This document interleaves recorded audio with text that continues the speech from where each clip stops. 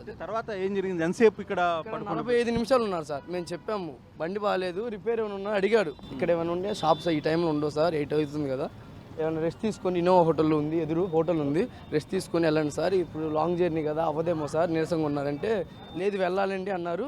ఇంకా మేము ఇనపతి తీసుకురావడానికి వెళ్ళాను, వెళ్ళేలోపు వెళ్ళిపోయారు సార్. ఇలా వెళ్ళిపోయాడు, ఇలా టర్నింగ్ నుంచి వెళ్ళిపోయారు. అంటే నీకేమనిపించింది? అతని పరిస్థితి ఏమనిపించింది? నీరసంగా ఉన్నారు సార్, బాగున్నారు, నీరసంగా ఉన్నారు కొంచెం అంది.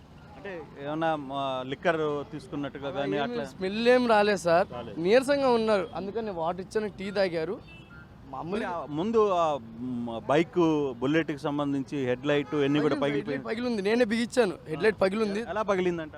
ఊడిపోయింది సార్ మొత్తం. పగిలిన విషయం అడిగాను, పడింది, దెబ్బలేం తగలేదు సార్. చొక్కాకి ఇక్కడ మట్టి అంటుంది, చొక్కాకి మట్టి ఉంది. ముందే ఎక్కడో ఉన్నారంట సార్. ఎస్ఐ గారు అడిగితే అక్కడ నిద్రపోయారు, 3 అవర్స్ ఉన్నారని చెప్పారు. లేపుకొని ఇలా తీసుకొచ్చారు, ఎస్ఐ గారు తీసుకుని వచ్చారు అంతే సార్.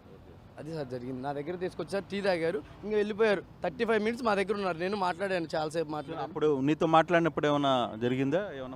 ఏం లేదు సార్, మాట్లాడారు. రాజమండ్రి వెళ్ళాలని చెప్పి మాట్లాడారు అంతే. మాట్లాడారు, స్టార్ట్ చేసుకున్నారు. ఇనుప రాడ్ కడతాను సార్ అని చెప్పేసి ఇనుప కోసం వచ్చాను. ఈలోపు సార్ వెళ్ళిపోయారు. అది సార్ జరిగింది.